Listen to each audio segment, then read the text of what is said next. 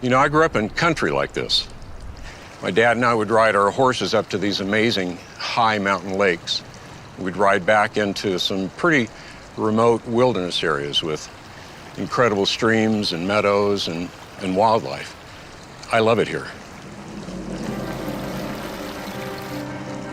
Look at this canyon. It reminds me of the Grand Canyon. You got this little stream, you got these steep canyon walls. How long do you suppose it would take for a stream this small to remove this much material and cut the canyon this deep? This rock has a history, just like I do and just like you do. It came from somewhere. A lot of these rocks have been dated to be 350,000 years old, up to 2 million. That's pretty old. But it might surprise you to know that all of the geological formations that we see here, the canyons, the layers, even the plants, are younger than I am. When I was born, there was nothing here but a vast forest, hundreds of feet below where we're standing right now. In fact, before 1980, most people had never even heard of Mount St. Helens.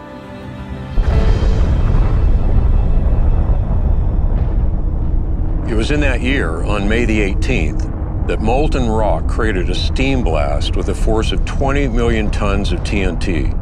Avalanche debris and other flows from the eruption laid down all of those layers rapidly, up to 600 feet thick. A couple years later, there was some more volcanic activity that created a mud flow that cut out this entire canyon. It also cut through deep bedrock, all in a couple days. Isn't it amazing what a little bit of information from the past can do to help change your view of the present and the present world around you? There are a lot of assumptions made by a lot of people about the history of the earth around us. The question is, how do those assumptions affect how we view that history? But more importantly, how do they play into how we view science and the Bible? Did God create the world in a few days or billions of years? Is mankind descended from apes, or did God create us instantly in his image? Was there a global flood that destroyed the earth, or is that a myth? In other words, is Genesis history?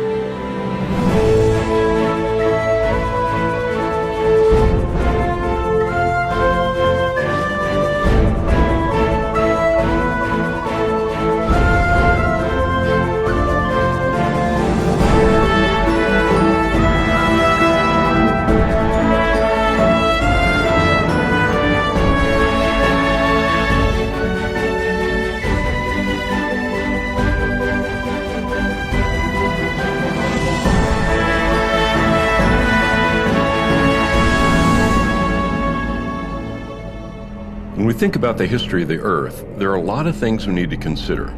But one of the most fascinating is the account of the flood. Was the whole earth covered with water? Genesis says the waters prevailed so mightily on the earth that all the high mountains under the whole heaven were covered. So if the flood was truly global, wouldn't there be a lot of evidence? I'd heard of a scientist who had spent over 40 years studying this question. When I spoke to him, he said he had a great place where we could see evidence for the global flood. Steve, I gotta admit, I've been here several times, but every time I come here, it is breathtaking. Besides being at home, Grand Canyon is my favorite place on earth. Yeah. So, Steve, tell me, what do you see here? When we look at Grand Canyon, we see the inside story to the ground beneath our feet. And we kind of have a layer cake here, don't we, of strata that have been eroded for our benefit to see the inside structure of the earth. These same layers are also in Colorado. We're also in Illinois, also in Pennsylvania. So when you say sedimentary strata, you're talking about the layers that we see? Yes. So the lowest layers are formed first. Those are sediment grains that were mixed, separated, and flowed in here from different directions and accumulated one on top of another.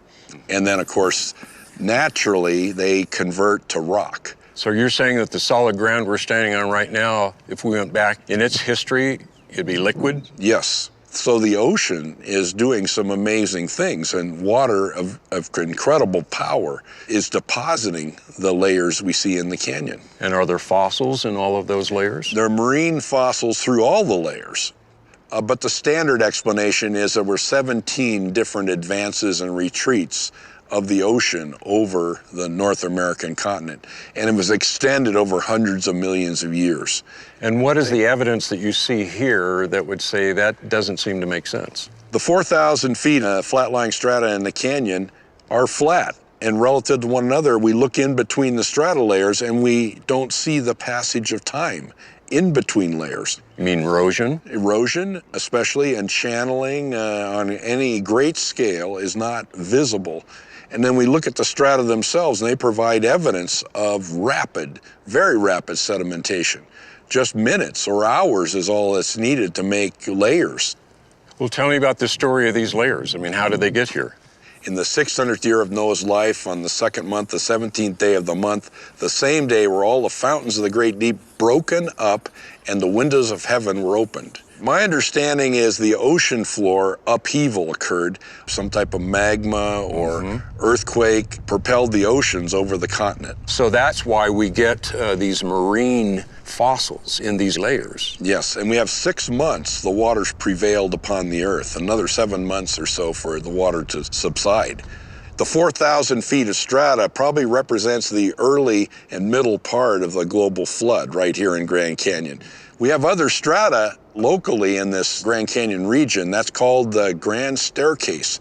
We have about 10,000 feet, 2 miles thickness of strata on top of the Grand Canyon. Higher than where we are. Higher than where we are. And that represents the later stages of the flood and the retreat of the floodwater. This surface was beveled by retreat of floodwaters. And as the flood retreated into the newly formed ocean basins, then the continents probably uplifted, and the ark, of course, was landed in the high country in the Middle East. Well, there's some people who say that that record is about a local flood. I believe it's a global flood, and all the high hills, or the whole heaven, were covered, a universal statement. But that mountains have risen since then, and we shouldn't measure the depth of the floodwaters by the present mountains of the earth, which are largely created during the flood and after the flood. Well, the fact that we have all of these layers would be unknown to us if we were standing on them, somewhere else, but they're known to us because they've been cut out. How did that happen?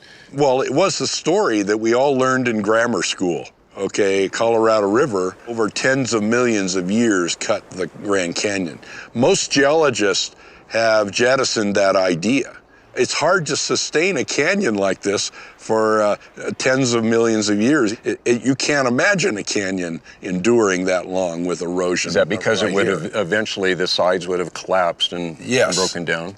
Then how in the world do we get this all carved out? Well, there are lots of theories, and personally, I like the idea of catastrophic erosion by drainage of lakes. So after the flood, we have these large bodies of water, these lakes that are trapped. There's evidence of the big lake in the Painted Desert, a place called Hopi Buttes, about 500 cubic miles of water in this huge lake.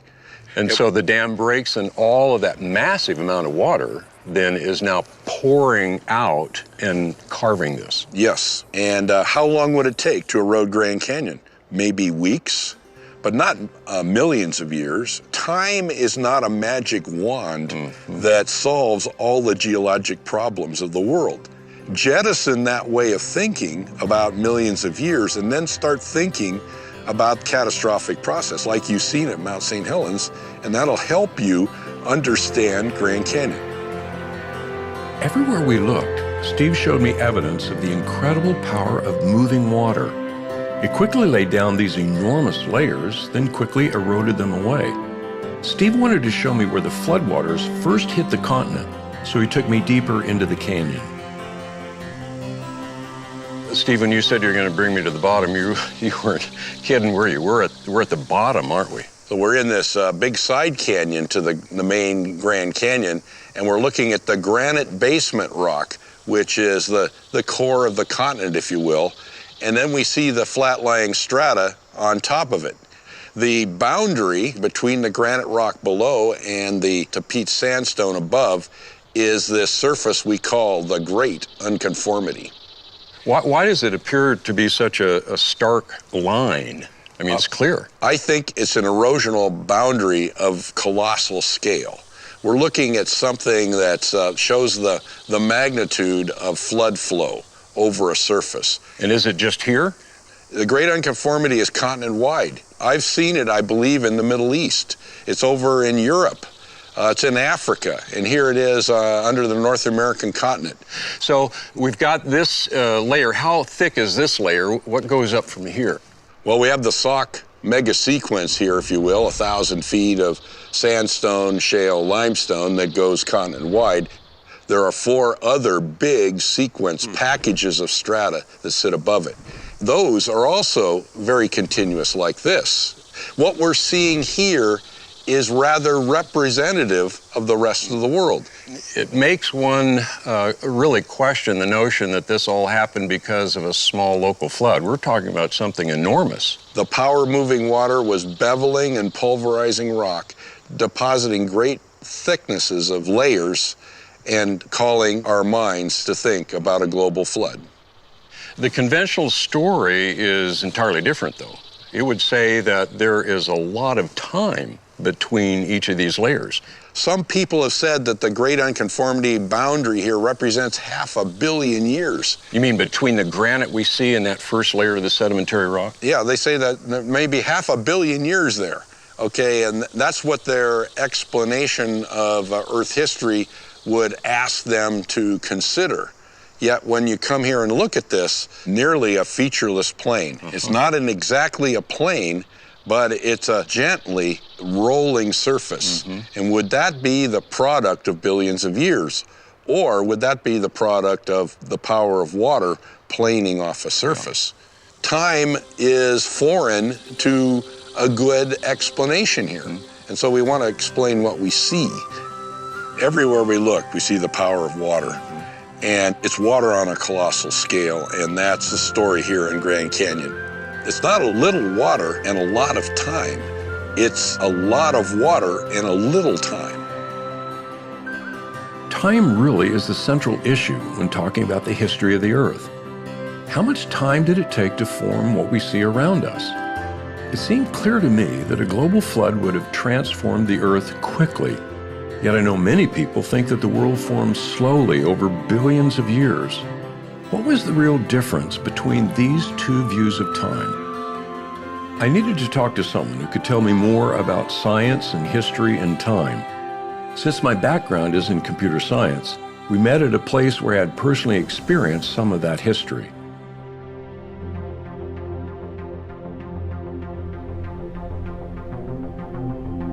As we looked at the exhibit, I was reminded how much smaller and more powerful computers have become since I first started using them. Paul said our changing assumptions about computers were really a series of paradigm shifts. So when I was 19, I read Thomas Kuhn's classic, The Structure of Scientific Revolutions, where he describes this notion of paradigms. A paradigm is a framework within which you interpret evidence. So really, science isn't just about the evidence, it's about how you interpret that evidence. So this room, for example, we've got so-called mini computers here, but really they're not mini at all in terms of our current paradigm. Yeah, today, right? Yeah, this. Right? So really, to understand this question of origins, you really need to begin by looking at the governing paradigms, the two major views that we currently have about the history of life and the history of the universe. And what are those? On the one hand, we have the conventional paradigm. In the conventional paradigm, you've got deep time. 13.7 billion years, along which this gradual process, beginning with primal simplicity, ending in what we see today. All the complexity in life has to be built bottom up by strictly physical processes where no mind, no creator, no design is present. The second view we can call, let's say, the historical Genesis paradigm. Everything starts with a divine mind, a creator, an intelligence that plans and superintends and brings into existence reality. Events are happening on a much more recent time scale. The universe, the solar system, our planet, life itself, all of that begins fully formed as a functioning system. It's not hard to see there's a radical difference between those two in terms of time. When we look at the history of life on this planet, we've got a body of data, but depending on the paradigm that one adopts, that data will be interpreted in very different ways. It seems that one paradigm is drawing on a history that was given to us. Yes. And another paradigm is constructing that history. Is that how you see that? We have a witness to those events. And that witness is telling us this is what happened, and we have to take that into consideration when we evaluate the data. Well, Paul, the reason this becomes serious is that we're not talking about a history of just boiling water at a certain temperature. You know, Right. We're talking about a history that deals with the origin of the universe. It deals with the origin of life, the origin of humanity, the origin of sin and why there's evil in the world, the origin of the geological formations that we have around us, the origin of language. I mean, this is history that is not minor. This is dealing with major elements of humanity and where we are. You're talking about the origin of literally everything. And I think if we zoom out from that and say, well, what really is the difference between these two paradigms? It isn't a question of science on the one hand versus religion on the other, because both of them are scientific in the sense of looking at a common body of data. Really, at the deepest level, the difference is two competing views of history. What is the true history of our cosmos? That does seem to be the real question. What is our true history? What actually happened? The conflict is not between two views of science, but between two competing views of history. Since Genesis was written in Hebrew, I wanted to talk to a Hebrew expert. What was actually in the original text?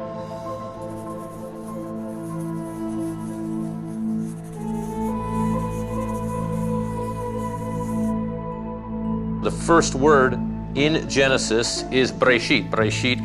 Genesis 1:1 is Breshit bara Elohim et hashamayim ve'et haaretz. So this is the beginning of the Toledot of Noah. Interesting that that word Toledot is a very interesting word. It's translated sometimes genealogy, sometimes it's translated history. And what follows then is the account of the flood. Steve, it seems that there is a lot of history in the Bible. Is that how you see it? Oh, absolutely. In fact, the first thing is that it's an accurate historical account. The presentation is such, and the perspective of the writers, that they believed they were talking about real events. Okay. It's very obvious that because of the way in which they insist that the next generation learn their history. When you look at these early chapters in Genesis, what do you see? Can you take us through this? It starts with, in the beginning, God created the heaven and the earth. There's no word in Hebrew for universe. That means he created everything. And then the next thing we find in Genesis 1:2, we find a water ball that is in space. God, in the subsequent days, is going to fill that universe. Well, you're talking about days here. Do you see these as literal days? Is that what the text is telling us? Or you know what other people think, that this is just a poetic, different Well, first of all, it's not poetry. The world's greatest Hebraists all affirm that this is a narrative.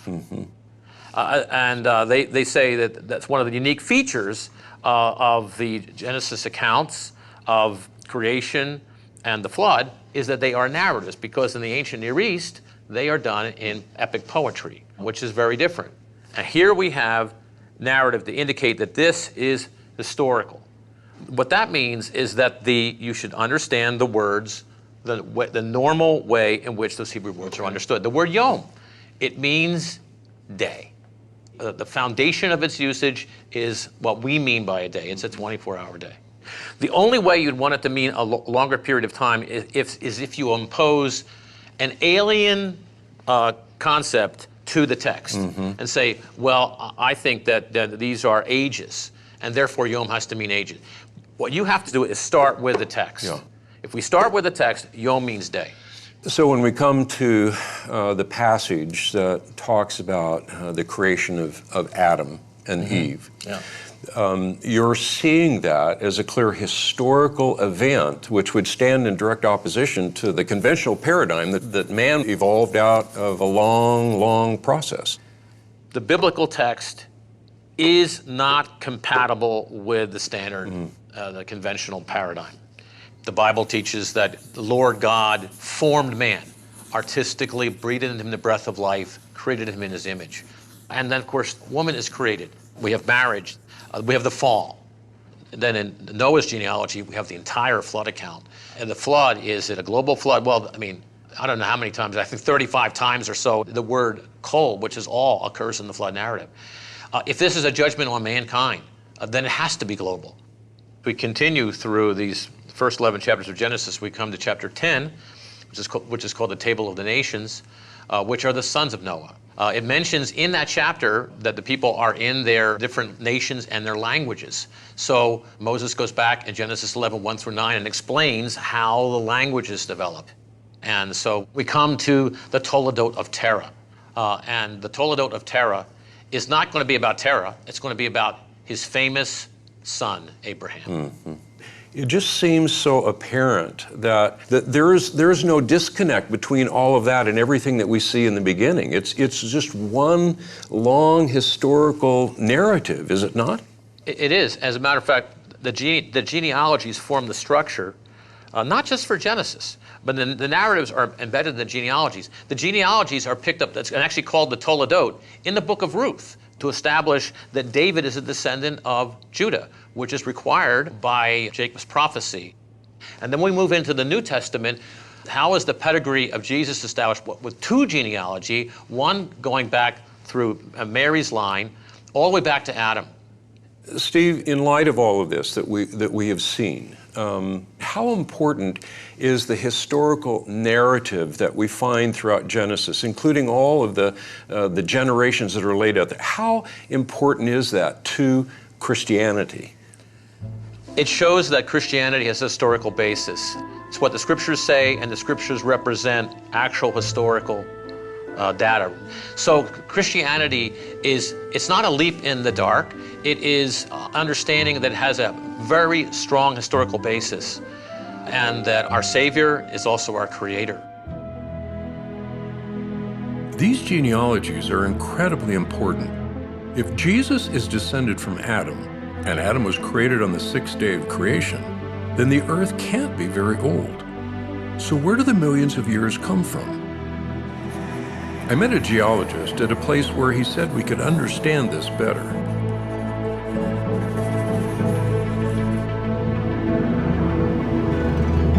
You see the quietness, the expanse, nothing to disturb you.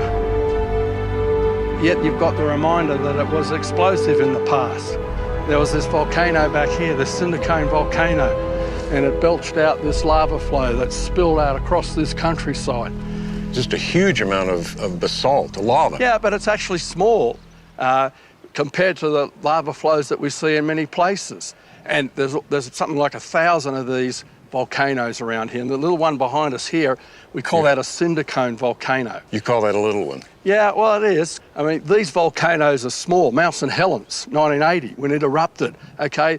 The top 2,500 feet of the volcano blew off, but that was small compared to historical eruptions. We can go back a little bit further to the Great Yellowstone eruption, and some of the volcanic ash was down in Texas. It blew that far away. You think about lava flows in India, that you have an accumulation of up to 1,000 feet over an area a third of the size of the subcontinent of India. what we see in the present is really only minuscule by comparison to what we've seen in the past. And that's telling us something about the historic past. We can't use present-day rates of these processes to understand how quickly and how majestically, in terms of scale, the geological record accumulated. Well, that is the point that has brought me to you, because how do we determine the age of these rocks? Well, the important first thing is to recognise that this lava flow is, in a sense, an instant in time. It's an event. And when it's molten, you've got all the different elements that have come out of the volcano are all mixed up, and the rock starts to crystallise. Any of those atoms that are radioactive, they now start to accumulate what we call the daughter products, the decay products. Now, the point is that this rate of decay is so slow when we measure it in the present that, it takes millions of years for parent atoms to decay to daughter atoms. And so that's ultimately where the millions of years come from, the fact that the decay rates in the present are slow. But we would say that the present is not really the key to the past, because obviously the past holds some massive, massive catastrophic events that are not going on today. In fact, the Bible would say that the past is the key to the present. If you want to understand why the way the world is today, you've got to understand what happened in the past. So we've got lots of hints that geological processes haven't been at constant rates through time, and we have other hints that the decay rates may not have been constant. See, we've taken rock samples from a number of places, lots of samples in the Grand Canyon of each of these rock layers. I've done it in New Zealand, we've done it in other parts of the world, and what we've done is we've submitted the same samples to more than one of these dating methods. And so what we found is on the same samples with more than one method, we were getting ages that were different by hundreds of millions of years, or even a billion years in some instances. We're seeing huge differences by using different methods. Well, if there is that kind of a difference between all of these dating methods, then that would seem to confirm the fact that we have an open system here, not a closed one. And if we have an open system, that means we can't trust it to give us dependable dates for these rocks. And that changes the whole thinking about the history of the Earth, because suddenly now these radioactive clocks are not reliable. We've got evidence that rates were faster in the past. Suddenly, we may not be thinking in terms of millions of years. We may be thinking in terms of a history that is much shorter. But you were saying that this kind of evidence is in the open literature now. Yes. Why is it not making an impact? Well, I've been asked that when I've spoken in university geology departments, and the answer is because there is a commitment to the millions of years. And so once people get locked into that focus, anything outside their field of view that conflicts with that focus is marginalised. And the reason why the millions of years are important, if we go back in the history of scientific thought, Charles Lyell in England proposed millions of years, and they multiplied the ages for the rocks. And that was the foundation on which Charles Darwin built. In fact, he read Charles Lyell's book and was convinced of the millions of years of geological evolution, so he could say, now, given enough time, what we don't see happening in the present, we might only see small changes in the present. Given millions of years, the small changes can add up to big changes.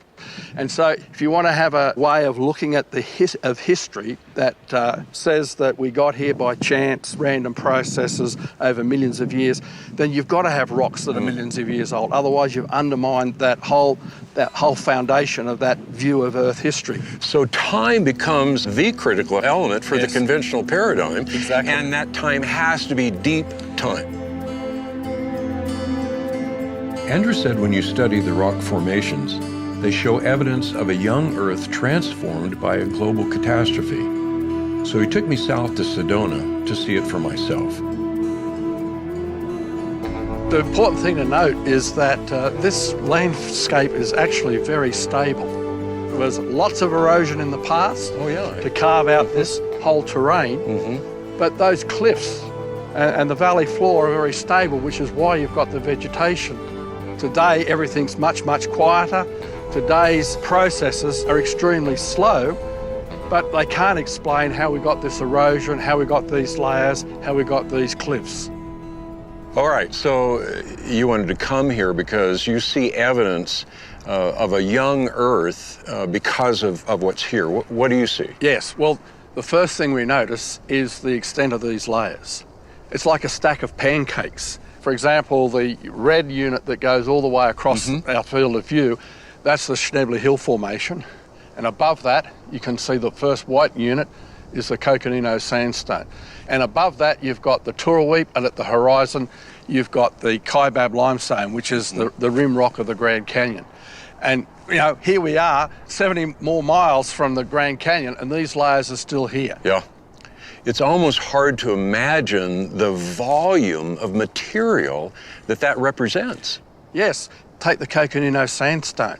We can trace it from here, right across New Mexico, Colorado, right over towards Kansas and Oklahoma, and even in Texas. We're talking at least 200,000 square miles for this one rock unit that's consistent for mile after mile after mile. That's not the scale that we see today with localised sedimentation. And to get it flat lying like this over such a large area, it's like you have to make your pancake all at once very rapidly. And so these layers show evidence of rapid sedimentation, the extent of these layers. Well, Andrew, you were talking about that red formation, but that doesn't sound familiar to me. No, that's the Schnebly Hill Formation. It's not in the Grand Canyon. In the Grand Canyon, we go from the Coconino into the Hermit Formation. There's that knife edge boundary, and there's no evidence of erosion there, which means that the Hermit Formation was rapidly deposited, and then immediately the Coconino was a deposit on top of it. But here, we've come 70 miles from the Grand Canyon, and we've got this Schnebly Hill Formation between the Coconino and the Hermit. And this Schnebly Hill Formation, 800 to 1,000 feet thick, over an area of 1,000 square miles, had to have been formed very rapidly. If that took millions of years, we ought to see millions of years, evidence of millions of years erosion back in the Grand Canyon at that same boundary. We don't. So that means that this Schnebly Hill Formation in this area had to form in a matter of hours. So it tells you that not only is there a lack of erosion, but there's no time between those boundaries. So the whole sequence of layers was very rapidly deposited. So we have this large extent of layers. We have the lack of erosion between the layers. What other evidence do you see? Well, if we look closely, for example, at the Coconino Sandstone, we see the bedding, that there's bands within it that are sloping. We call those cross beds. What they indicate is that you had underwater sand waves were moving along. The comparison is in a desert. It's important to recognise that there's a difference in the angle in a desert dune. It's usually 30 to 34 degrees of these sloping beds. Underwater, it's usually 25 degrees or less. And Dr. John Whitmore has combed the hills around here with his students, hundreds and hundreds of measurements of these cross beds. And they all come in the range of 15 to 25 degrees. So it was underwater deposition. And so these layers are accumulating in hours, weeks, and within months, you've got this whole stack of pancake layers over such wide areas. So it isn't a difference in believing in those layers that exist. Not at all. It's the difference of time, isn't it? Correct. It's not a question of science versus the Bible. When we're talking about the flood paradigm and the conventional paradigm, we're actually talking about two different views of Earth history. Those views really are different. Of course, I grew up being taught the conventional view with its long ages and slow, uniform changes. But what was the history of the world according to Genesis?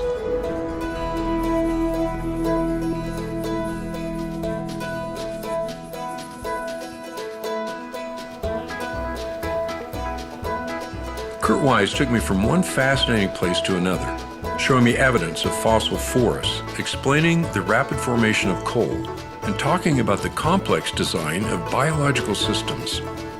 Everywhere we turned, he showed me something new about the Earth and its history. We ended up at the entrance to an old abandoned coal mine. This is leftover remains of the Dayton Coal and Iron Company, built about 110 years ago.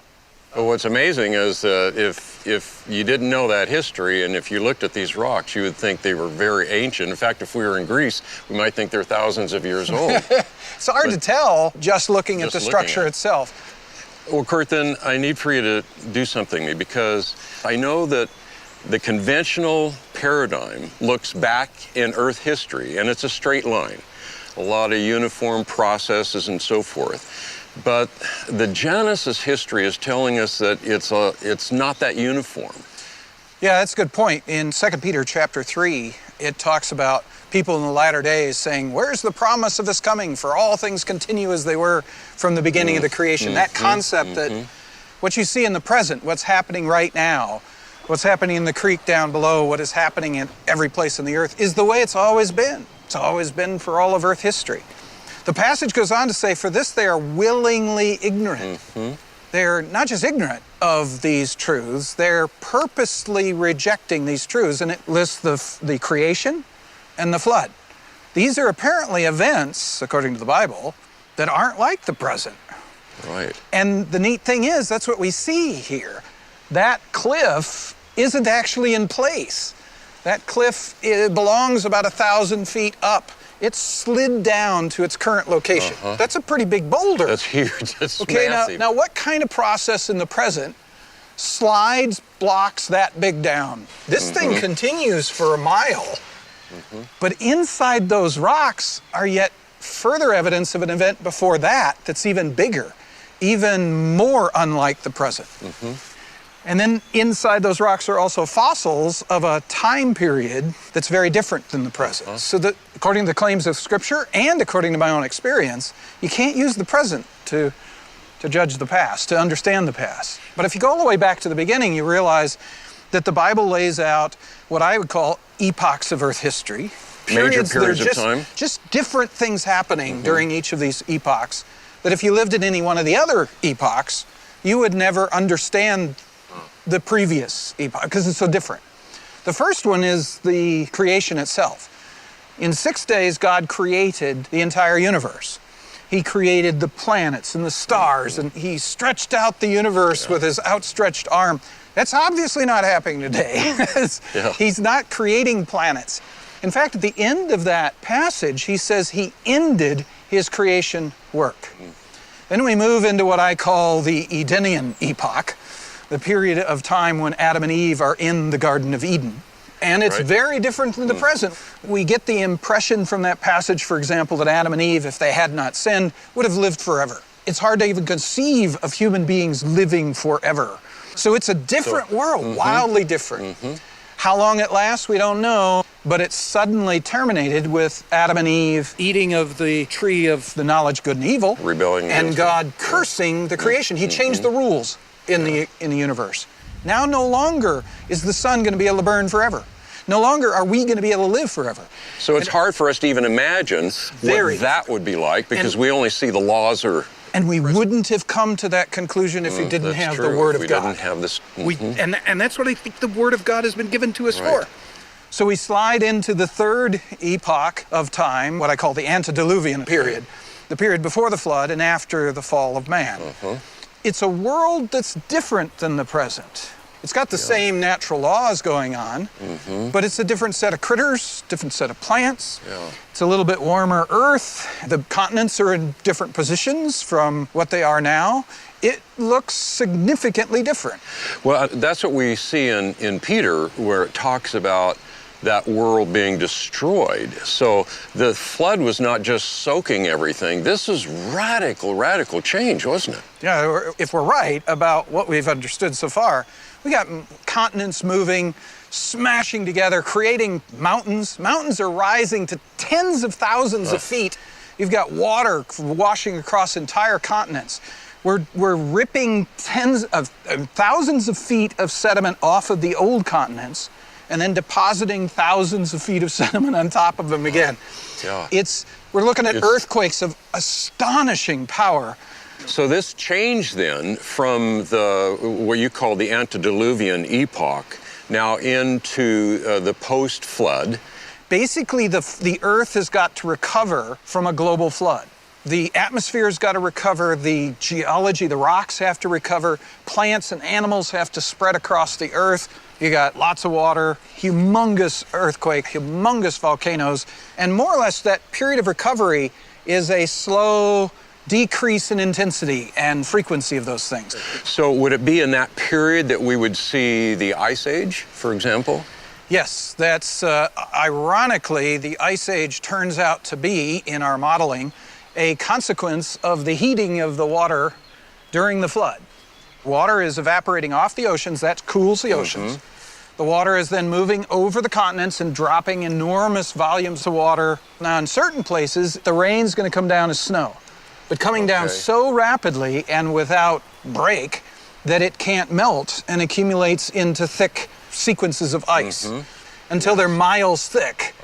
And then when the oceans had cooled enough that that rain generation system had stopped, then those glaciers then collapse under their own weight, melt back to the current position, and they're continuing to melt. You know, this thing, global warming, it's recovering, the Earth is still recovering from the flood. So that was really a fairly tumultuous era right then, but then you have one final epoch. So the modern epoch is you can study present processes and understand things fairly readily back to within a couple centuries of the flood. And so that would lead one to think that these processes, if you take them all the way back... Precisely. Right. You take the present processes and extend them into the back. And that's what 2 Peter says. That's the error people make. It's reasonable. Take the present and extend it into the past. Not unreasonable. So you need to go to the Bible to find out the necessary information to reconstruct it. And looking at it the other way, if you start from the Bible, you only get the beginning of the story. Right. God has given us the ability to read the rocks and fill in the rest of the story. And we need to fully understand the flood. We start with the Bible, but then we go to the rocks. Speak to the rocks and they shall tell thee what has happened in the past. Kurt made a good point. The Bible records historical events, but it doesn't explain how those events happened. That's what these scientists were doing. They were trying to interpret the evidence in light of biblical history. But Kurt said there was evidence inside the rocks. What was that evidence?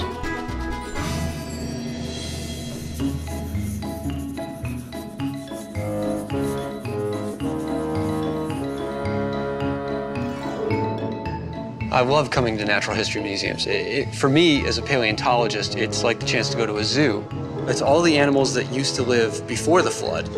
It's like a chance to step back in time. It is like a zoo, except they're not alive. Right, and they don't smell, so that's pretty good. And the Natural History Museum isn't just about telling us what was there. It's also trying to give us a storyline, right? And we've got two possibilities. We've got these two paradigms between a naturalistic view and a biblical view. And all the natural history museums in the country, most of them around the world, all give you just one of those views, only giving you the naturalistic, old Earth view of the world. But these same data, this dinosaur, is able to be understood in an alternate paradigm. So when I'm thinking about these types of creatures, I'm thinking about a world that's right before the flood. I mean, this is a real picture of a violent world. That's why God said, behold, the end of all flesh. It wasn't just mankind. Man and all of the animals over which we rule are judged at the time of the flood. Well, Marcus, can you kind of give us an overall picture of the fossils and how all this stuff fits together? Yeah, fossils tend to be found in distinct layers where there are very, very large numbers that have been destroyed, untold billions. And so every time we see a layer of rock that's this thick, we're thinking about an event that probably took minutes to make, not thousands of years, minutes for just this one package of rock, sometimes even seconds, where these pulses of water from the flood are moving over the continents, grabbing ecosystems or dragging marine ones up from deeper in the ocean and pulling them onto land. And as one gets deposited and the waves come back, they start pulling and piling additional stuff on top of that. And it's a graveyard on top of a graveyard on top of a graveyard. It's the sort of thing that speaks to catastrophe, not the sort of thing where the fossil record is gradually accumulating bone by bone, shell by shell, little by little, over untold eons of time. So you're saying that we have these marine fossils all over, even on mountains? Yeah. Further back over in the museum, they've got sections with things like mosasaurs, these big swimming reptiles. Mosasaurs are globally distributed, and they're distributed on continents. So looking at these things, you're saying, what is it that has the power? What is it that has the capacity to take the marine world and throw it on top of the continents in such a violent and destructive manner? And the flood makes perfect sense for this. When we were in the Grand Canyon, we saw that great unconformity. Yeah. And there were no fossils to speak of really below that. And then all of a sudden we start getting a lot. What does that say to you as a paleontologist? Well, the great unconformity is telling me that there's some sort of massive erosion and shearing that's happening across the continent. And then once we start getting to those nice sedimentary rocks that have all the wonderful fossils in them, the pattern starts to emerge. The ecosystem that has the first animals in it shows up very suddenly. In conventional paleontology, they call this the Cambrian explosion. It's the first appearance of a wide diversity of different types of marine animals. All of a sudden, you have this complex and whole ecosystem that shows up basically out of nowhere. Now, that makes perfect sense from a creation and flood perspective because the flood is about destroying ecosystems. Whereas in an evolutionary view, these ecosystems are going to have to arise a little bit more gradually as organisms diversify and evolve and respond to one another in their environment. But that's not what you see. Instead, you see an explosion of life that is complex, whole. The ecosystem is integrated with one another. You can see where all the different organisms fit with respect to one another. And that's just the first time that that happens. Every time you move up in the geological column, in this fossil record, you start seeing snapshots of more and more ecosystems. You've got one ecosystem that's destroyed, and then you got another one. It's got slightly different creatures, there's different interactions going on, and as the floodwaters move higher and higher, they are getting closer and closer to shore, destroying more and more organisms in the shoreline and eventually up onto land. Yeah. So I think I see what you're saying here, and that is that the paradigm that we're all taught, that conventional paradigm, is trying to tell us that the fossil record is an evolutionary picture of life as it is developing, as opposed to the Genesis paradigm that's saying, no, all of that life, all the complexity of life already was there, and now we're looking at the graveyard of all that life. Exactly. Well, what are some of the other data that you're seeing that convinces you of this paradigm? Sure. Well, one very curious situation with the fossil record, so thinking vertically about things, is not the hard parts of the animal, but the trackways. They're the footprints. This is a pattern that we see in several different groups where their footprints are first and their body parts are later.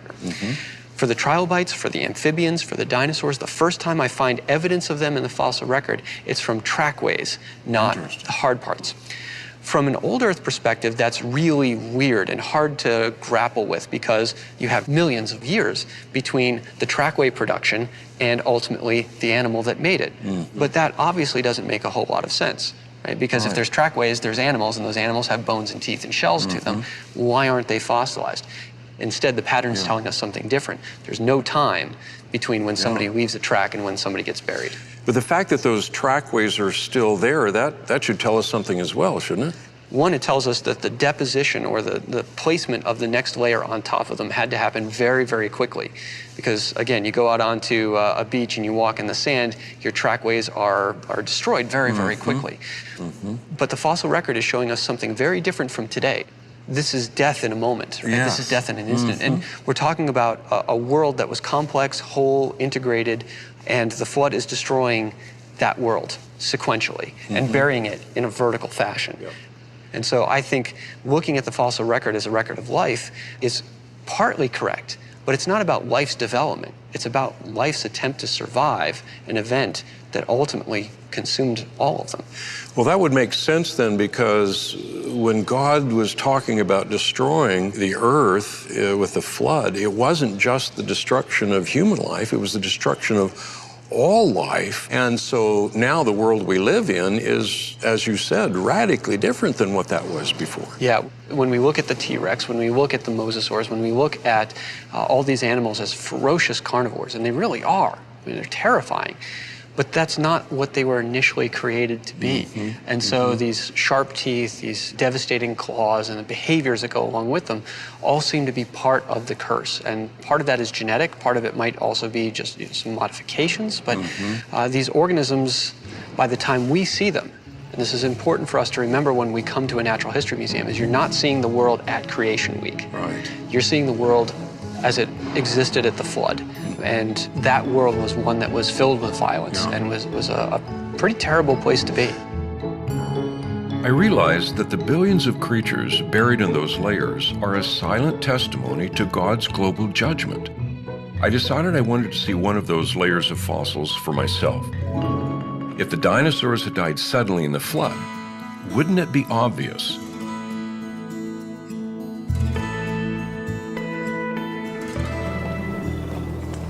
What we're dealing with here, this is in the Lance Formation. This is a Upper Cretaceous sedimentary deposit. And what we have here is what's called a bone bed. It's an accumulation of bones that's about 1 meter thick, a little less than 1 meter. And in this meter, we find the bones present as a graded bed with little bones at the top and bigger bones at the bottom. And you can see here, looks like Kirline is working on another vertebra here. This is a cervical vertebra of a duck-billed dinosaur. This is where the spinal cord goes, right there. When I look at these bones in the quarry, I often think of them as being inside the animal alive, and just imagine what it's like to be seeing these bones for the first time. So this is just full of bones, and it's not like we have to go looking for where the bones are. We just have to sit down and start digging. What is mainly different about the sites that you're digging here as opposed to what we would say a general dinosaur dig somewhere? Well, there are dinosaurs found all over the world, but this particular site is unique in that it's probably one of the largest collections of bones in the world. And there are the remains of I'd say between 5,000 and 10,000 animals, each 20 to 40 feet long in this deposit. These are big animals, and there are a lot of them. Let's step back for just a second. Okay, so we had a duck-billed dinosaur roaming around the Earth, and all of a sudden it dies. Would it become a fossil? Fossilization requires very special circumstances. Normally, we know, for example, if a coyote dies out in the desert, its body is soon gone. Yet these bones are all perfectly preserved. They have never been subjected to weather. They are just all there. Today it would be very difficult to imagine how you could do that.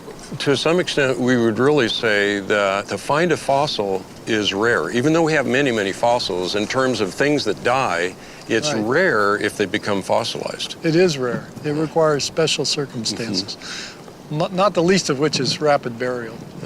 These animals had to die, and then their carcasses had to have time to rot. So we're talking days or weeks or months, during which time the bones and tissues were either eaten away or rotted away.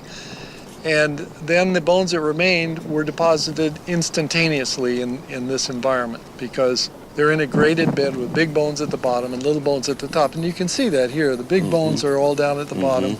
And when they start digging up here, they start to find smaller bones.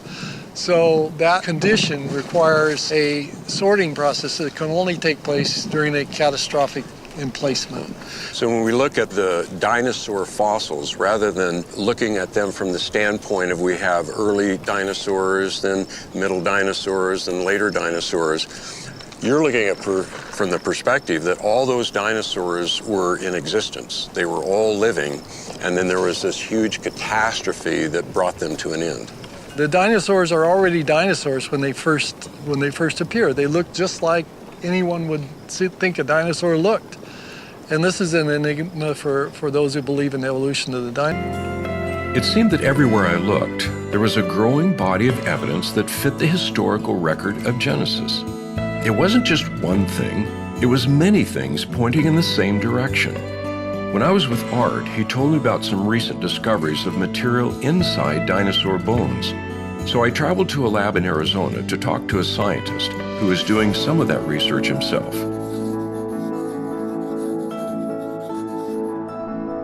This is a fragment of a Triceratops horn. When we pulled it out of the ground, it fragmented, and then of course we've had to continue to fragment it in order to do analysis of it. In 2012, the Creation Research Society sponsored Mark Armitage and I to go to the Hell Creek Formation in Montana, which is a very popular place for finding dinosaur bones. And we instead dug out a almost 4-foot long Triceratops brow horn. Now, it's just in crumbled pieces now, so we can't really, put it together and show you a horn. But yeah, you have to recognize that pieces such as this, we have found tissue with cells. Oh, that's amazing. And potentially protein such as collagen. It's so difficult to understand how you could have this material still in a dinosaur fossil that is supposed to be 65, 75, 80 million years of age, because tissue, cells, proteins break down. They're not concrete, they don't just exist for eons of time, they break down. And in fact, they tend to break down fairly quickly depending upon the conditions. And certainly in Hell Creek, the conditions would be warm up, cool down, warm up, cool down. And any biochemist can tell you that is the fastest way to destroy material. It's difficult enough to envision it surviving for 4,000 or 5,000 years, but 60 million years, 70 million years, see, that really becomes very difficult to make any kind of biochemical basis for how it could have survived. Okay, so once you find a sample like this, what do you do next? So what we do is we soak the fossil material in a solution called EDTA. And what you'll have after you dissolve the fossil is the tissue will be remaining because the EDTA won't dissolve the tissue. So then I'll bring this over to what we call a dissection microscope. This is, in essence, dissolved Triceratops horn magnified. And so you can see what it looks like, just kind of little pieces of rock. Well, Kevin, what did you find then when you were looking at the sample and you actually found some tissue? Okay, here's what we found. This is actually Triceratops tissue. It's stretchable, it's pliable, it's not an impression of the soft parts of the dinosaur. This is truly soft, it is squishy, it is stretchable, it is tissue. That blows your mind, huh? Absolutely. And if you look at them then at a closer magnification, what we see then, this is using scanning electron microscopy, you see the extreme detail of the cells. See, in that picture, and this picture, and particularly like look at this picture, we would not begin to expect to see such enormous and elaborate detail. I mean, these structures are incredibly small. This is our 20 micron bar here. See how small these structures are, still intact.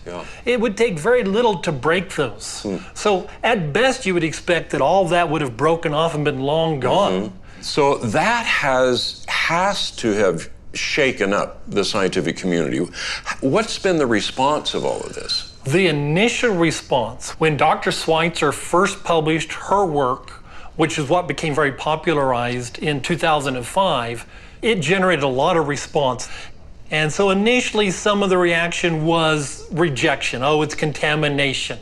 That's not really dinosaur. It's bacteria, because bacteria can look kind of strange sometimes. So you had a lot of proposals of what it could be. And to her credit, Dr. Schweitzer did more work. They began to find protein. You break open some of these cells. You look at the matrix these cells are attached to, and they're protein. Okay, so once that is understood, then what happens? Now this is shaking it up, I guess. That becomes part of the controversy, because clearly you're now faced with how could you explain the survival of this, the pristine survival of this, not only for so long, but in very unpristine conditions.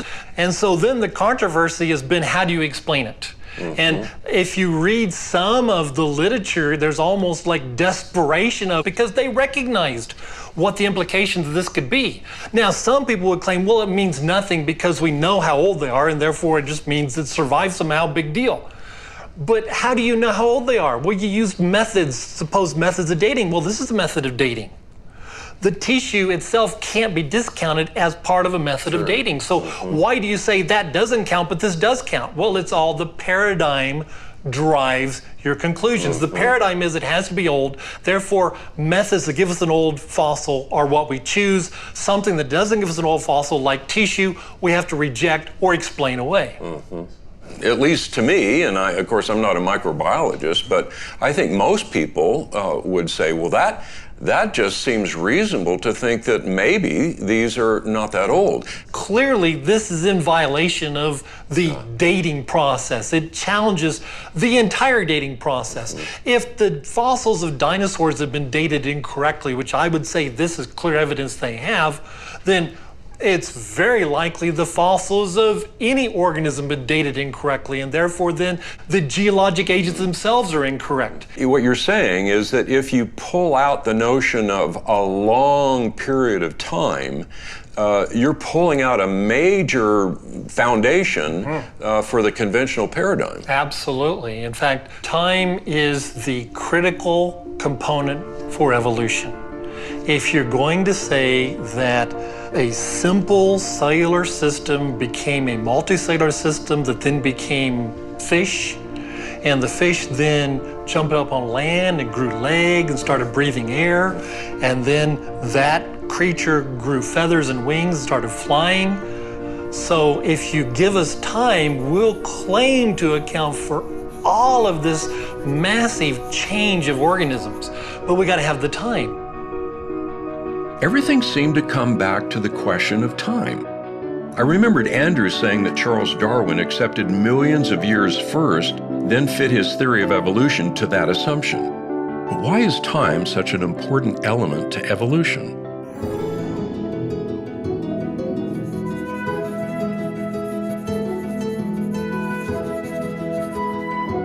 Rob Carter is a marine biologist, so he took me scuba diving to get a glimpse of a world most people don't see. His specialty was coral, and he knew a lot about the incredible creatures that inhabit the reefs around St. Thomas.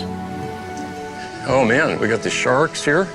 I mean, just look how they move, and it's almost like effortlessly glide along. I wish I could swim like that. Engineers wish we could make boats like that. Yeah. Submarines that could move as efficiently as a shark, we can't quite do it. So from your perspective as a marine biologist, and I know that you've studied the whole area of genetics a lot. Yes. When people talk about evolution, what is it? How do you define evolution? The word means change over time. But I believe in change over time, but I'm not an evolutionist. So how does one figure this out? Really, evolution is a belief that enough change over time, over enough time, can lead to the common ancestry of all species on Earth. All right. So that's the part I reject. Of course species change. I mean, look at these sharks here. We have several different species of sharks. When God created, He put into those organisms the ability to change, to adapt, to respond dynamically to the environment. But they're still sharks. And when we look at the fossil record, they're still sharks. You know, people have heard the phrase the missing link. Right. And they usually think of between man and monkeys. No, there's missing links between almost every major group of animal and almost every other major group of animal and plant, even bacteria, throughout the entire fossil record, which indicates very strongly that these are actually different creations. So we don't get one kind becoming another kind? No. Evolutionary theory requires that small, random changes can explain everything we see. But it can't. And why can't it? Because life is so complex that small changes can't explain it. Just like you can't take a computer operating system and look at it and say, oh yeah, this is built up one digit at a time over any length of time. No, it took an intelligent person to sit down and put it together. Well, I can guarantee you, as one who was in that world, that if anyone in the area of computer science were to say, if we just randomly change some things in this operating system, it'll get better. I mean, no one would agree with that. No, we're not going to get the shark to evolve into a bird. That the number of changes and the types of changes are not something that you can do one change at a time. This is a sea urchin. Looks spiny. It's pointy. You got to be careful. Am I going to get stuck if I touch it? No. He's pointy, but... Oh my goodness, they're moving. Yes, they're moving. And in between the spines are little tube feet, especially on the bottom. Oh, look at that movement. So he walks with his spines, but he's little tube feet in here, and that's what he uses to grab onto things. But looking carefully, there's 1, 2, 3, 4, 5, 6, 7. There are actually 10 radial parts to this animal. Huh. Actually, the starfish is his cousin. Are you serious? You can't be serious. Absolutely. The starfish here is also an echinoderm, but notice he has 5-fold symmetry instead of 10. Yeah. This starfish does. On the bottom, look. We see the spines, we see the tube feet. His mouth is in the center there. Huh. So there is some similarity here, even though externally it looks a lot different. A lot different. Actually, you want to see something that looks a lot different? Sure. Which is a cousin to the starfish and the sea urchin? All right. It almost looks like a rock. Yes. I gotta be careful. He's squirting on me. This is a sea cucumber. Oh, big. He has spines. He has tube feet. Oh my goodness. You would never know it until you studied really hard that this also is an echinoderm. He's not very happy being out of the water, so let me put him back in. Yeah, so these are all related, even though they look very, very different. Related in their creation. Not in an evolutionary sense, but our creator took this phylum of life, the echinoderms, and created this and this and this on a similar pattern. And that's what we see across the entire realm of life, similarities and differences. So what makes them different? Well, genetically, they share most of their genes in common, but there are developmental genes. They're called Hox genes that set up these patterns in the animal as it develops. They develop from a single cell. In one of them, they set up a 5-fold symmetry. Another, they set up a 10-fold symmetry. Another one, they make this long, skinny animal. They control the development of the embryo in these amazing ways. So what you're saying, when we look at this from a molecular or genetic perspective, what we're finding is really a fascinating design in all of that. Absolutely. But what we've heard in the conventional paradigm, the conventional story tells us that it's those random changes that has brought about all of this. Sure. Back in the 1800s, when life was simple, when they didn't know what was happening inside the cell, they didn't know how complex genetics was, you could imagine all sorts of things. But now that we know what actually happens behind the scenes, the story gets a lot more complicated. You see, I like to say that the genome is 4-dimensional. Well, we have a 1-dimensional string called DNA. And if you want to draw that out, you'd have to write all the letters of DNA out on all 3 billion of them. And then you have to draw lines or arrows from one part to another part, because this part turns this part off, this part interferes with this part enhances this. It's this huge 2-dimensional interaction network. And that's why you have a 2-dimensional genome. I mean, let me stop here for a second, because this is really amazing to think about this, because I think in terms of a computer program that it's fairly static. I mean, the instructions are there, but you're talking about a program that is reprogramming itself. It's modifying its own instructions. Oh, wait till I get to the 4th dimension. Oh, okay. Because of the 3rd dimension first. The information in that 1st dimension, that linear string, has to be organized in such a way that when it falls into the 3rd dimension, it still works. Oh, that's amazing. Genes that are used together are next to each other in 3D space. Are you saying that once this thing gets folded up, it's almost like we have a new set of instructions? Yes, a new level of information. Unbelievable. That whoever programmed that 1st level needed to understand what was going to happen, have it work in the 3rd level. But you said there's another dimension even. Oh yeah, the 4th dimension is time.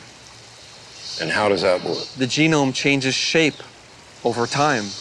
Maybe you eat something that's bad for you, and your liver says, I can get rid of that toxin. Now, the chromosomes in the liver will change shape, expose that new protein gene, make copies of it, build a brand new protein that can kill off that toxin, and when it's not needed anymore, they'll change shape again and fold back. Oh my goodness. Dynamic programming. All 3 levels change in the 4th level, time. Rob, that's so far beyond anything that we know, even in our most complex software systems, that it's almost beyond imagination to think that someone would look at that and say it all happened by chance. Yes, and it only brings glory to God. It does. You can't build something like that up one thing at a time. Yeah. You need it to function. In all this interlocking four-dimensional complexity, it's not something you can do one letter at a time with natural selection. Mm-hmm. It all has to be there. Yeah, in the same way when we talked about the environment out here on the coral reef, if you don't have all these interlocking pieces of that puzzle, you don't have that ecology. The system will come crashing down if you just remove a couple of very important factors that are there. They have to be together or it doesn't happen. So not only did we have this interdependency, this mutualism, so to speak, down at the genetic level, now we even make it more complex by saying there is that same mutualism at the higher level as well. Yes. In fact, the entire world has a mutualism. It's impossible to think that all of this could have happened just by a series of slow processes over billions of years. That's exactly what I'm saying. It's clear that the world we live in is incredibly interdependent, from the smallest biological system to the largest ecosystem. There are complex mutual relationships everywhere.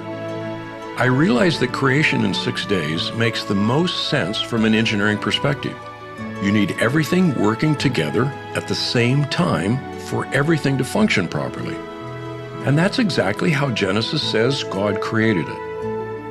Rob also said God created animals with the ability to change and adapt to their environments. Is it possible this ability to change has been mistaken for evolution?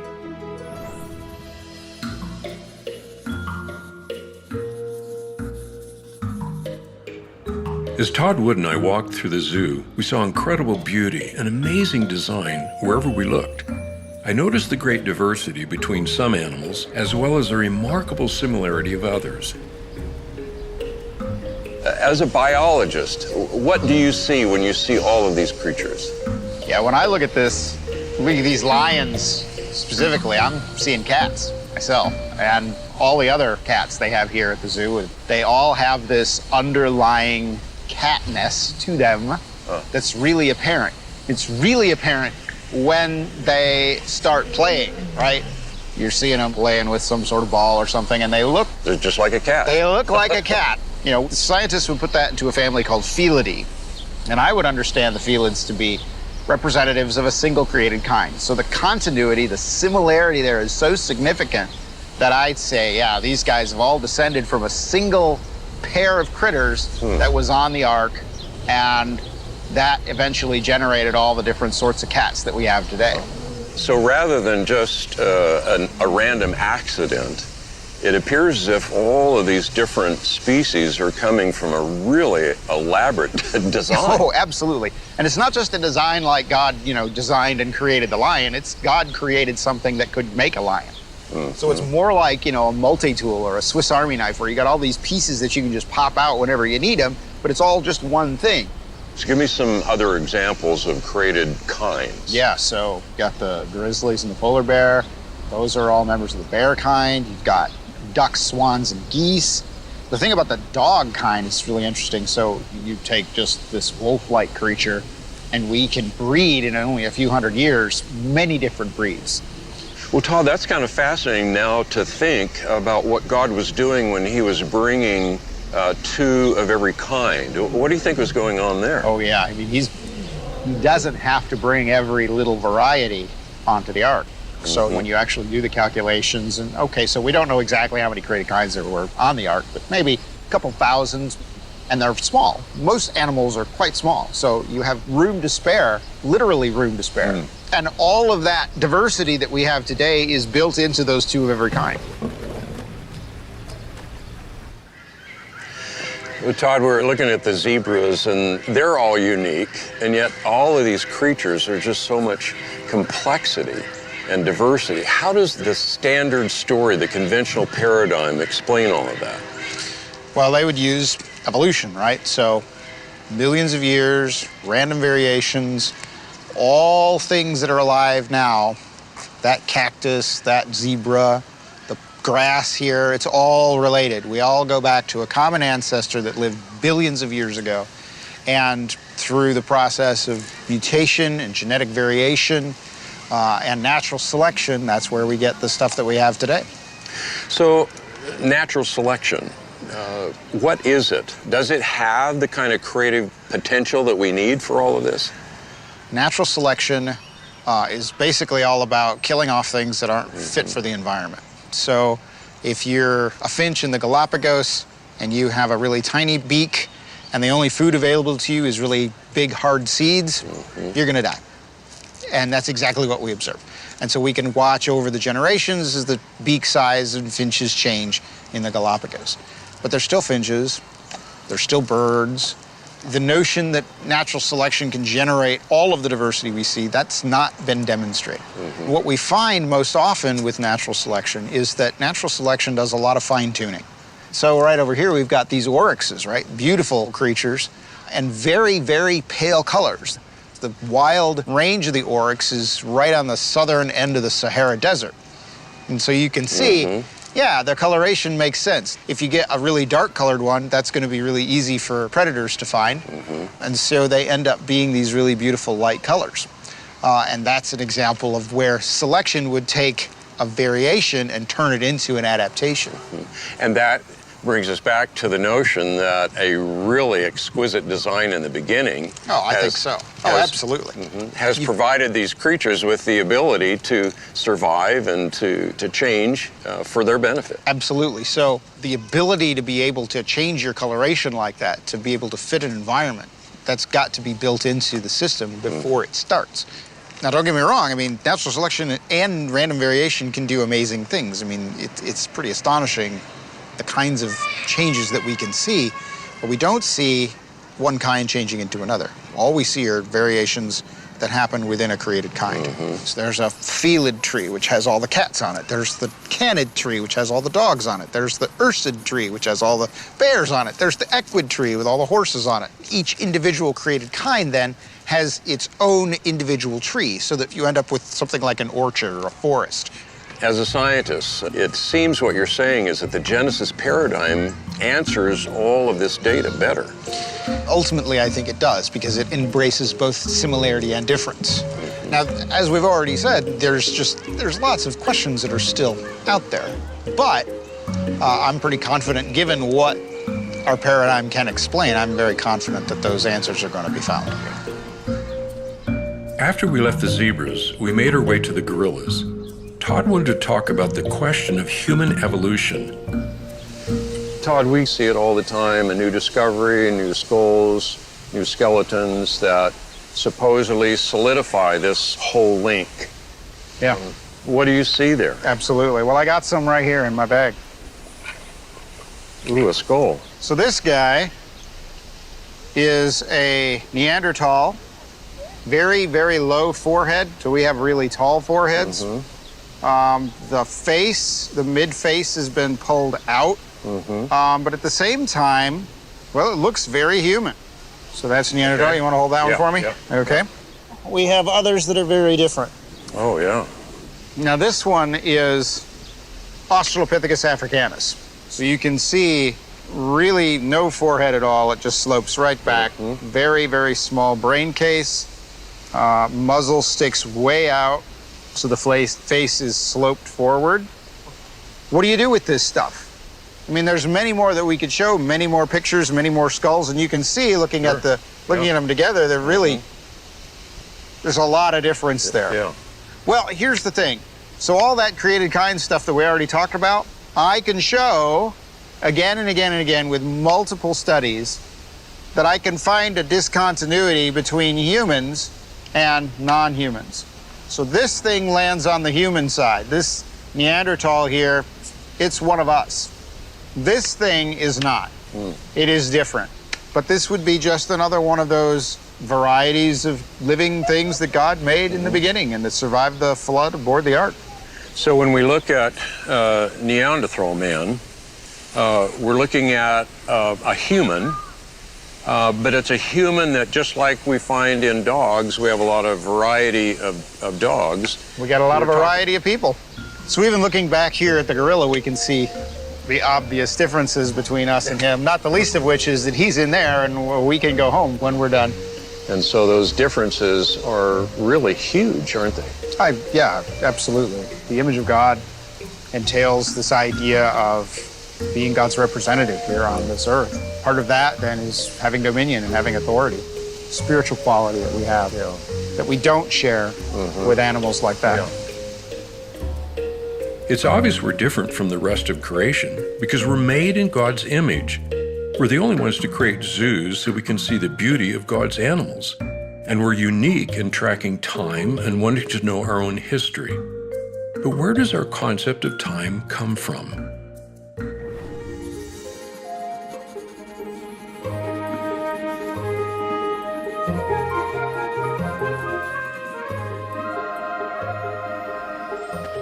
It was a beautiful night. Danny took me far outside the city and kept me up very late in order to show me something I will never forget.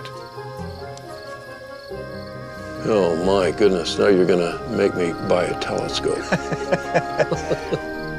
But you know, we have some purposes given for the stars in Genesis 1:14-19. That's the day 4 creation account. It mentions the stars and other heavenly bodies to mark time, to rule over the night, to be for signs, seasons, festivals, and so forth.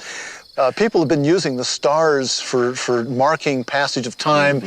The patterns repeat every night. They repeat every year. They come back in their season. There's a lot of regularity going on here. What about the design of the sun and the moon? Well, there are a couple of things I can talk about.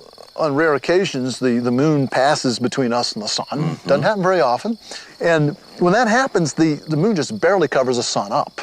If the moon were a little smaller or a little farther away, it wouldn't do it at all. If it were larger or closer to us, it would be grossly over total. And so these eclipses are spectacular and rare, and this is the only planet on which it matters, and it's the only planet on which it happens. And you've got to think either just that's the way the world is for no apparent reason, or the world is that way for a purpose and design. And to me, that speaks of creation. Okay, high overhead here we have the great square of Pegasus. It's this big rectangle. Now coming off of Pegasus is a little fuzzy spot right there. Do you see that? Yes. That's the Andromeda Galaxy. That is the most distant object that you can see with the naked eye. It's we think a little over 2 million light years away, and it contains a couple 100 billion stars. Wow. Okay, Danny, that brings me to a big question, and a big question in a lot of people's minds. If we have stars that are that far away, millions of light years away, and if the Earth is young, as we believe, then how in the world can the starlight be here? Yeah, we call this the light travel time problem, and I'll try to phrase it for you a little differently. We believe that the creation is only thousands of years old, say 6,000 years, 7,000 years, something like that. And I've just pointed out something to you that we think is 2 million light years away from us. I think those distances are reasonably correct. And we creationists need to answer this question, and we've offered several different solutions to that. I'll discuss with you my solution on this. Several things jump out at me in the creation account. One, there's a lot of process going on, very rapid process, but still process. If you look at the day 3 account, it talks about plants rising up out of the ground. It says, let the earth bring forth these plants, and the earth brought forth. I think if you would have been there, it would have looked like a time-lapse movie. Growth that might take normally decades taking place in a matter of minutes or hours at the most. Normal growth abnormally fast. I believe you can interpret one day of creation in terms of another day. So I turn to the day 4 account. Not much information is given there, but I think God also rapidly made the stars and other astronomical bodies. And then in order for them to fulfill their function to be seen, he had to rapidly bring forth that light, just as he brought plants and matured them quickly. He had to bring that light here. I'm suggesting when we actually look at these objects, like the Andromeda Galaxy we saw a few minutes ago, we're looking at light that actually left that object. So I think there's a rapid maturing took place. Danny, are there some other things that you see that would point to a young universe? I think so. For instance, spiral galaxies. The Andromeda Galaxy we talked about is a spiral galaxy. Our own is. And the inside of the galaxies should spin faster than the outside of the galaxy. So after a few rotations, you ought to wind up or smear out those spiral patterns. They ought to disappear after a few rotations. Now, most astronomers think that spiral galaxies are 10 billion years old. So why do we still see spiral patterns? You shouldn't see those. Right. And it's been long recognized as a problem. But also, if we look at the outer planets of the solar system, the gas giants, they all have rings. And we also know that these things are changing. They're wiping out. They've actually documented changes that have taken place within the ring system. You have all these gravitational tugs from the other satellites orbiting around. So these ring systems are fairly young. Doesn't prove the solar system is young, but it proves that these ring systems are young, and that's interesting. We've mentioned a lot of theories about the spirals and so forth. It brings us to what most people see as the big theory concerning cosmology and the universe, and that's the Big Bang. How do you see that? Is it holding up over time? I don't think so. I think it's getting some problems. So much so that more than a dozen years ago, I think in the New Scientist magazine, there was an open letter protesting the Big Bang Theory, and it's had hundreds of signatories since. And most people signing it are atheists. They're not even creationists. So this idea that the Big Bang model is universally accepted is not true. There are many people out there, well-known people, very famous physics and astronomy people, that have real problems with the Big Bang. And I don't see any way that you can reconcile Big Bang with the Bible, though a lot of people seem to think that you can. I think the temptation they have there is to try to interpret Scripture in terms of the current cosmological thinking. That's nothing new. That's happened before, as it's turned out, with disastrous results. So I think when you look at the history of science, the way we've discarded theories over time, you've had theories that were supposedly beyond dispute, and then later on discarded. When you see that lesson from history and then you want to wed Genesis, you want to interpret Genesis in terms of the ruling paradigm, I think you need to be very careful. I realized Danny was reorienting our perspective. We need to interpret the universe in terms of Genesis, not the other way around. And Genesis tells us that God created the sun, moon, and stars to be a magnificent clock to track the passage of time. Even the ancients built towers to follow the stars. But what does Genesis say about those people and the languages they spoke?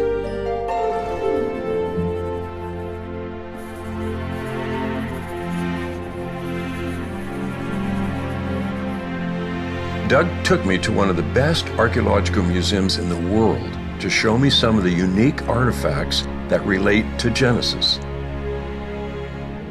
Well, the events of the Bible are unfolded in the ancient Near East, so all of these lands are extremely important to understanding how and what took place in the biblical text. So this picks up these events we've been looking at in Genesis, from creation and the flood, and now we're to the dispersion of mankind out of Noah and his family. Exactly.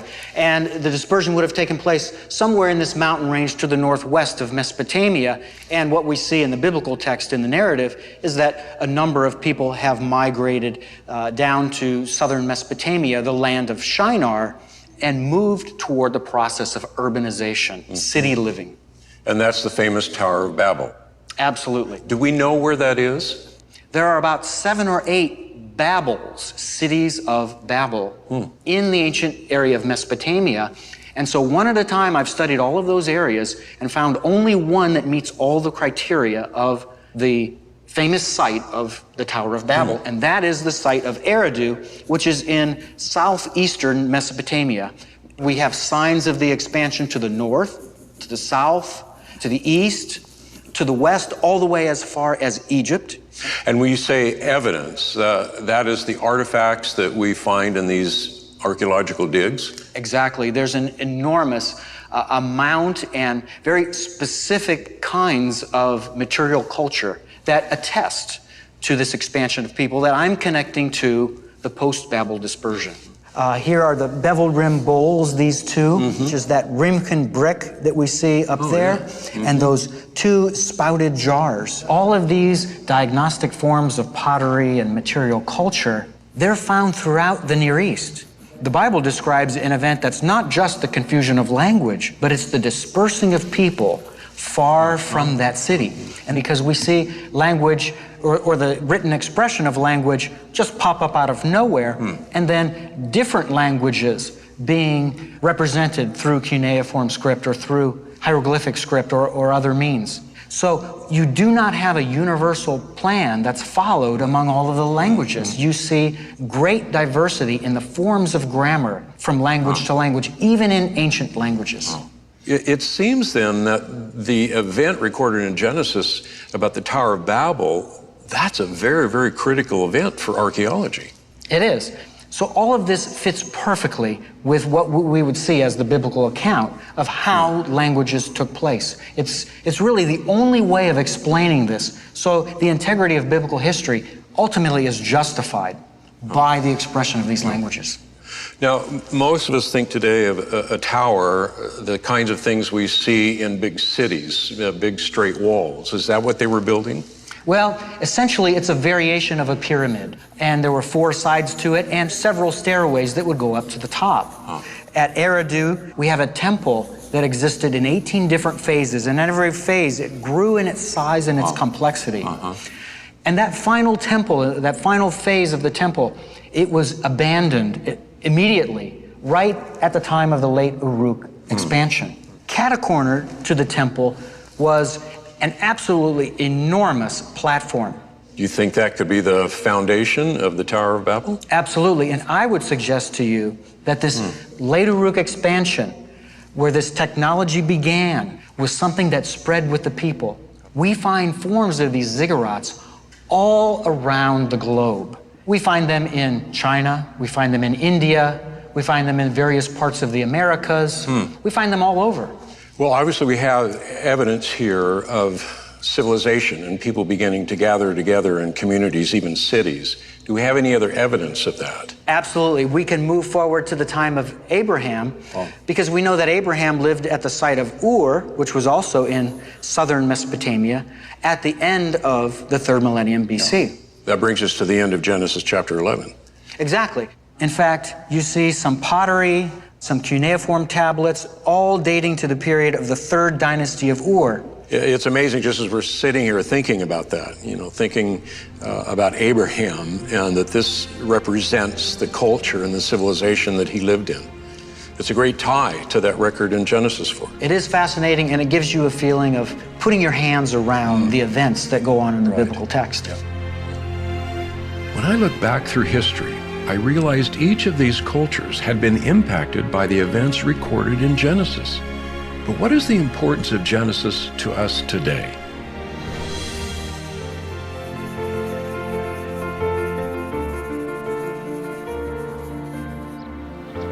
George Grant wanted to meet me at a garden near his home. He said it was a good reminder of where our history began. So there's something significant about the Genesis text in which Adam and Eve are then placed into a garden to tend it. That's more than just a story. It's much more than just a story. One of the things that you see in Genesis chapter 1 is the structure for time. The universe is created for a 24-hour day. And so everything from the way our sleep cycles and the way our work cycles work all come from that definitive historical account there. When we get to Genesis chapter 2, we start to see the meaning and purpose of man. Of course, in Genesis chapter 3, we see the disruption of everything by the fall. And the implications of an historical fall, an actual man and an actual woman who actually yielded to actual sin, have then implications all through the rest of the Bible. If you remove a literal Adam and Eve, that changes the whole shape of what history is and how history is remembered. Is that because when we pull an Adam and Eve out of a historical record, we can then pretty much make up what we think about man and marriage and even sexuality? Absolutely. The Apostle Paul understood the events of the early chapters of Genesis as formative, not only for our understanding of history, but for relationships between men and women and their children, the character and nature of marriage, rightness and wrongness in moral relations, including sexuality. All of that is assumed from those early chapters of Genesis, oftentimes quoting the passages verbatim. It seems that even Peter is taking that event of the flood, for example, as a historical event and laying it in the context of what he's pointing to, a judgment that will come. So even judgment is a part of understanding that historical record. You cut things off from history and you lose sight of the meaning of all of it. I think most Christians, when we talk about, for example, the life of Christ, those are understood to be historical accounts. Right. Why is it that when we look at the account in Genesis, that we have a tendency not to want to do that? We have a tendency not to do it because we're constantly exhorted to not see it that way. From the culture around us? The culture around us, from theologians, modern theologians who are trying to somehow, in their minds, fit the truths of Scripture with the so-called discoveries of science, which, if you know anything about the history of science, you know is an incredibly unreliable path. So we're constantly bombarded with this message that we have to adjust our view. But I think there are a lot of Christians who have a sense that the historicity of Genesis is just not that important to their Christianity. I think we've been sold a bill of goods on that. When you somehow make those chapters a different category altogether and non-historical, what are you doing to all of the rest of the Bible? The Bible that assumes that it's true, the Bible that treats it as historically true, the Bible that refers back to all of the characters that are there. Does that then negate the whole of the Bible? Well, yes. And that's exactly what the strategy was of the higher critics in the 18th and 19th centuries. They knew if you could somehow attack the first 3 or the first 11 chapters of Genesis, you've done away with the whole thing. Well, George, all of this brings us back into the notion that the history that's recorded in Genesis, or any true history at all, is critical for us in terms of understanding what's going on around us. Yeah, in fact, it reminds us of how important history is in anchoring all of the other human disciplines.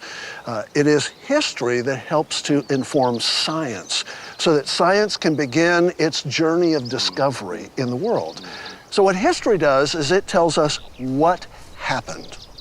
Then what science attempts to do is it asks the question, well, how did it happen?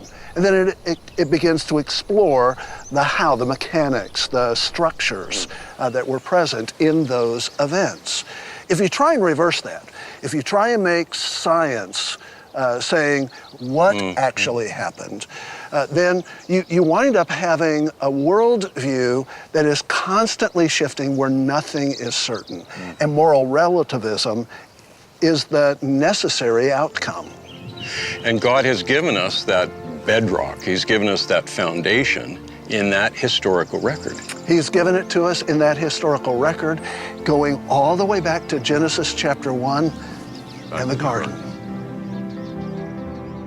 In the end, I suppose we always return home. And for me, home is Colorado. I always think more clearly when I'm out in the beauty of God's creation. We've been a lot of places and seen a lot of things, but considering everything together, it's clear that nothing in the world makes sense except in the light of Genesis. I love being in the mountains, especially ones like these. They help give us a good perspective, help us realize that we're small and finite and vulnerable. They humble us. And we need to be humbled because we have a tendency to base our ideas on our own small set of experiences. That's why the wisdom of the ages has told us over and over again to know history. Everything that we have done up to this point has looked at the evidence that shows us that the Word of God, the history that has been laid down for us in Genesis, is true. God created the world in 6 days. There is a real Adam, a real Eve. There is a real fall. There is a real flood. that destroyed the world and produced all of this. It is glorious, but it represents the judgment of God. Everything supports what God has told us. Genesis is history, true history.